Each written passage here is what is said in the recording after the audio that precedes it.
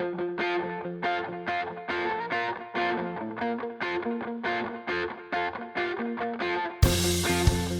are listening to your new Puppies podcast, starting you and your dog off on the right paw. Here's your host, Debbie Salento.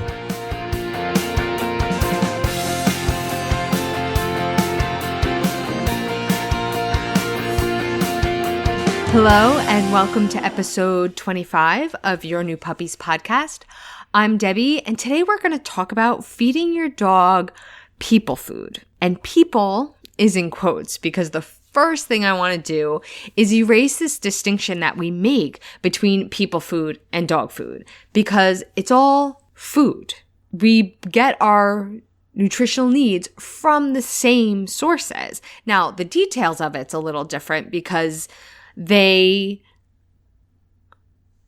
nutritional needs are very different than ours, and there's some foods that we can eat that they can't, and vice versa. But it all falls under this big umbrella that we call food. So instead of people food, I want us to think of it as fresh food. And then instead of dog food, I'm going to call it commercial dog food just to make the distinction. Because I also want to break this idea that you shouldn't be feeding your dog anything other than the traditional commercial dog food. Because giving our dog fresh foods can have great nutritional benefits. Now, if you feed your dog or you plan on feeding your dog a fresh food diet, homemade diet, or a raw diet, then this is going to be irrelevant to you. And you probably already know a lot of the things that I'm going to talk about. But if you're going to go the traditional commercial dog food route, then I want to talk to you a little bit about maybe supplementing that with some fresh foods. Because when it comes down to it, that kibble, that canned food is highly processed. And the reason why so many of us rely on it is because we then know our dog is getting everything it needs. You know, it is formulated. It says it right on the bag that their nutritional needs will be met if you feed them this food, because their nutritional needs are very different than ours. And it's not that easy to figure out what to feed your dog without it already being done for you. And a commercial fresh food diet or raw food diet where it is already done for you that isn't highly processed can get really expensive, which I will admit right now is why I can't take the full plunge. I simply can't afford it. So I try to do what I can by supplementing my dog's diet with some really super healthy fresh foods. You know, because just like us, eating an exclusively processed diet can be really hard on their systems. And it's probably why there's a lot of dogs out there with allergies now. So I'm not talking about giving your dog table scraps. You know, I'm not saying, oh, when you're done with dinner, give your dog the leftovers. That is not what I'm saying at all, because we actually shouldn't do that, because we don't want begs. We don't want beggars at the dinner table. And once our food is cooked and meals are made, all the stuff that we put in the food, like the salt and the pepper and the onions and the garlic and the butter and, you know, all of that kind of stuff isn't good for our dogs. Like our dogs, if we're going to give them fresh foods, we want to give them like the base ingredients without any of the extras. So yeah, give them chicken, but don't give them that, you know, maybe not the breaded chicken cutlet we made for dinner. So before I go into some suggestions on how you might want to start with this, there are some things to be aware of and to be cautious of, which is probably where the whole only feed them their dog food and nothing else idea came from, because there can be some pitfalls to it. You know, first, we don't want to overfeed our dogs. You know, we have to understand that if we're going to add some fresh foods to their diet, if we're going to give them some, you know, treats that are actually really super healthy for them, we're still adding calories. So we want to make sure that we, you know, balance it. For example, I give my dog an egg with their meals all the time. And when I do that, I give them a little less food. Like say I give them a cup of kibble at dinner, I'll give them 2/3 cup and then an egg. We also want to make sure our dog is getting all the nutrients that it needs. That's the main reason why we feed them these commercial diets, because we know they're getting all the nutrients they need. So if we cut back too much on the commercial diet, well, we don't want to risk that. So a good rule of thumb is, 15% fresh foods, 85% commercial dog food, which is roughly equivalent to like one full day of week. And then, of course, there are foods out there that our dog just should not eat. There's a ton of resources online. I'm not going to list them all right here, but some really common ones are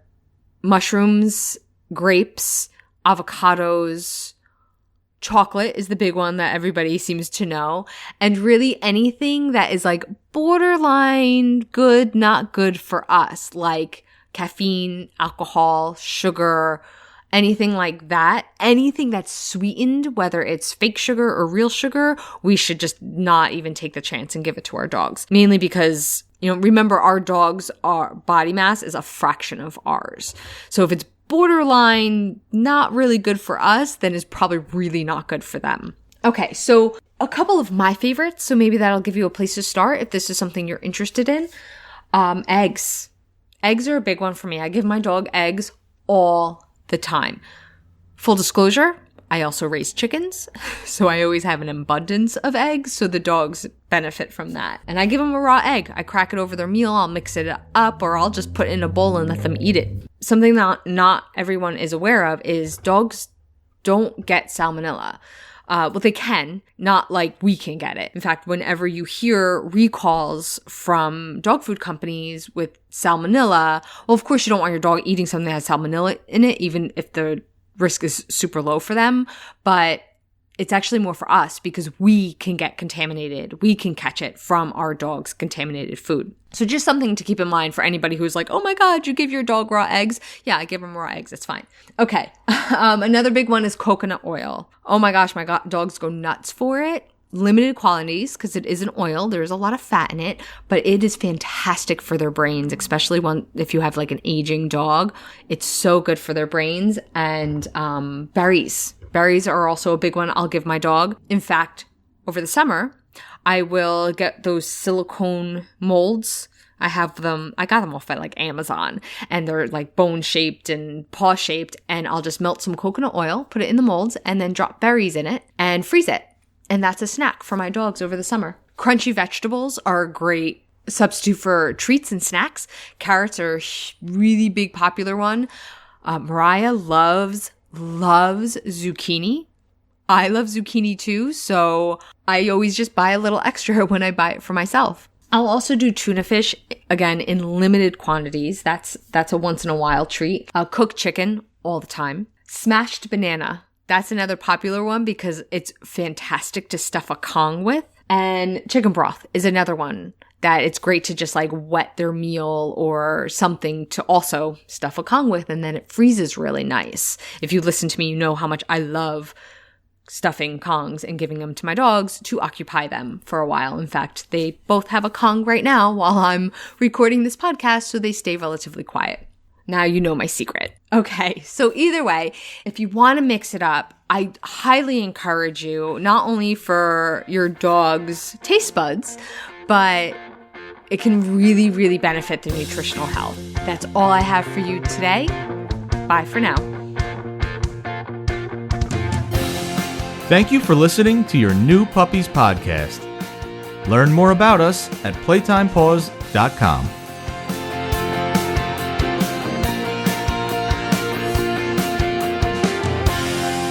Hello, Debbie here. I just wanted to pop back in to let you know about my brand new 4-week puppy course. So if you're thinking about getting a puppy, or maybe you already have one, this is my new 4-week course where I go over all the stuff that you need to get through puppyhood. So it's a lot of stuff that I talk about on the podcast, but I go into greater detail. And throughout the course, you have direct access to me to answer all of your questions. And there's even an option for a one-on-one training video session with me throughout the course. So if you're interested, you can head over to playtimepaws.com/puppy, and I hope to see you over there. Bye for now.